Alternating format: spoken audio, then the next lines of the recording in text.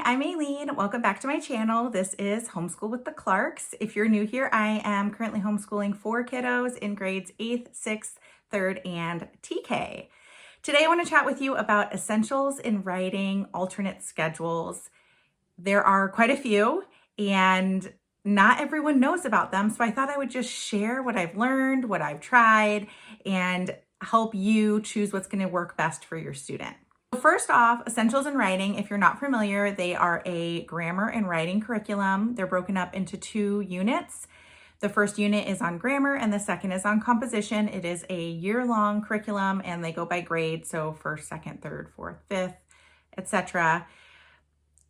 Depending on the grade level, they may spend more time on grammar or composition. As they progress in levels, they spend more time in essays, and many, if not all, end in a research project at the end of the year.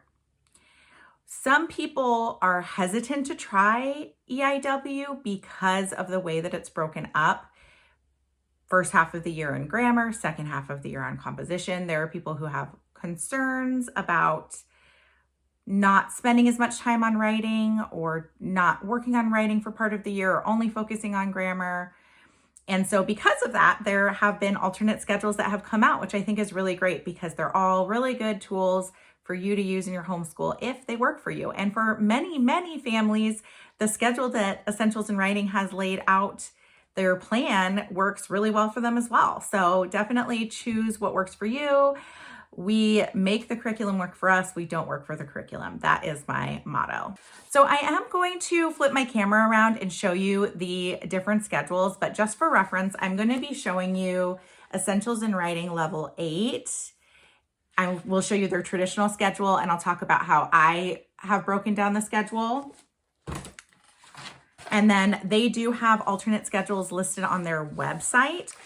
One of the schedules is their 18-week supplemental writing program. It's still using the same curriculum, but it's broken up a little bit differently for you if you want to do it in a semester. They also have what they call their summer writing program, which is a 10-week program. The 18-week program uses still all of the content, where the 10-week program uses only the writing unit and not the grammar unit. So I will flip the camera around and show you all of that. I do also want to say that some people have put together different types of schedules. And if you join the Essentials in Writing Facebook group, I think it's called Essentials in Writing Families, maybe. I'll figure it out and put it on the screen. If you join that group, they do have a lot of schedules in their file section if you wanted to peruse that as well, if this is something that you are curious about. Most of those are like the alternating schedule, which I will talk about as well. When I flip the camera around, it's basically alternating, like doing some grammar and then some writing, some grammar, some writing. So people have put a schedule together for that. I honestly don't even think that's necessary. If you look at the table of contents, you can break it down for yourself really, really quickly and easily. So alrighty, here is Essentials in Writing Level 8. I'm going to show you the table of contents so that you can see the intended schedule, and then I will show you how I set up an alternate schedule alternating between grammar and composition. So for level 8, it is more composition heavy. Lower levels are going to be more grammar heavy, so that's something to keep in mind. But you can see here, it starts with grammar. Lessons 1 through 24 are grammar, and then lessons 25 all the way through to 93 are composition. The schedule as set is a great schedule. You can absolutely do that. If you would like to alternate between the grammar side and the composition side, this is how I do it. First, I want to mention that Essentials in Writing has commented in the Facebook group and said that they recommend always starting with Introduction to Writing. So I do recommend starting on this end, on the grammar end, and starting with lesson 1, regardless of where you're going to jump around. So if you're going to alternate, this is what I suggest. You start with lesson 1, and then you just do this first section here. They are broken up, and these sections are a great way to jump back and forth because they're on topic, right? So you could start with parts of speech, and then move to composition and do their paragraph section, which is here, expository, paragraphs, persuasive, descriptive, and compare contrast paragraphs. Once you're done with the paragraphs, you would go back over to grammar and do this sentence structure section. When you're done with that, you would go to narrative. When you're done with narrative, you would go to common problems in grammar. That would wrap up the grammar unit for level 8.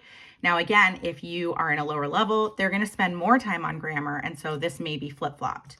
Once you're done with common problems, you would just move back over to the expository essay, compare, contrast business letter, persuasive essay, and research project, and finish out the year with the composition.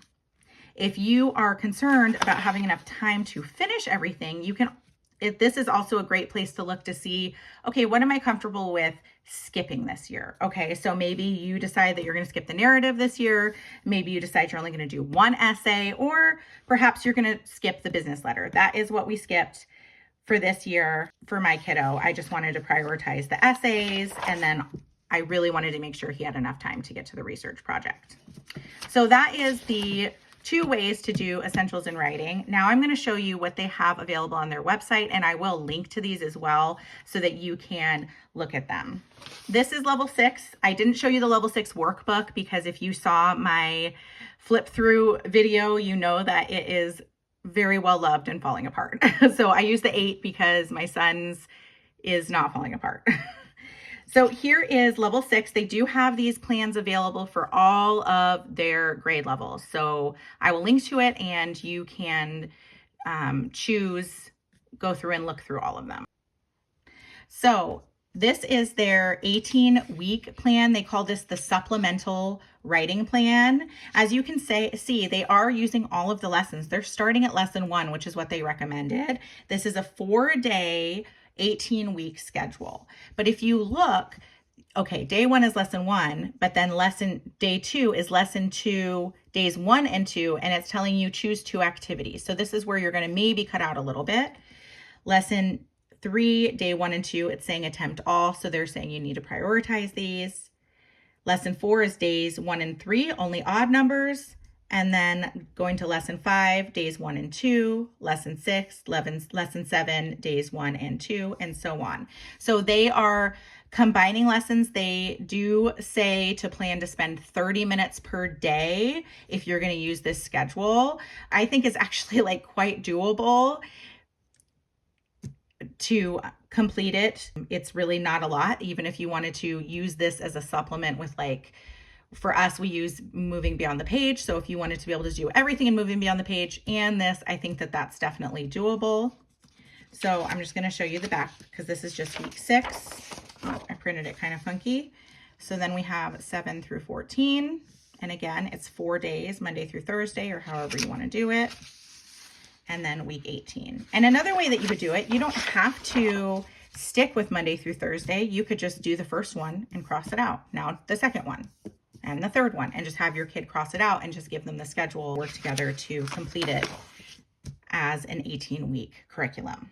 They call this the 10-week summer writing program.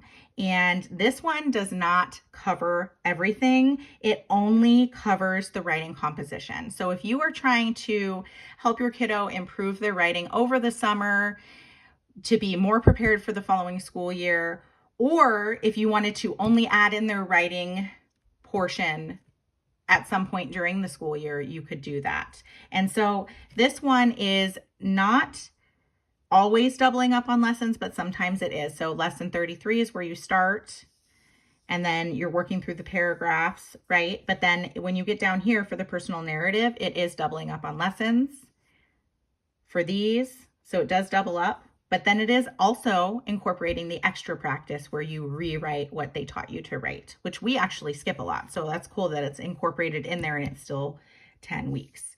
And again, this one is also available on the Essentials in Writing website. So I will include a link to that.